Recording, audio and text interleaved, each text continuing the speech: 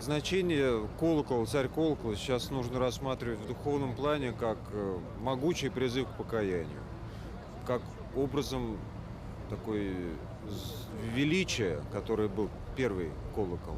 Сейчас, наверное, сложно как-то сопоставлять с нынешним состоянием России и духовности.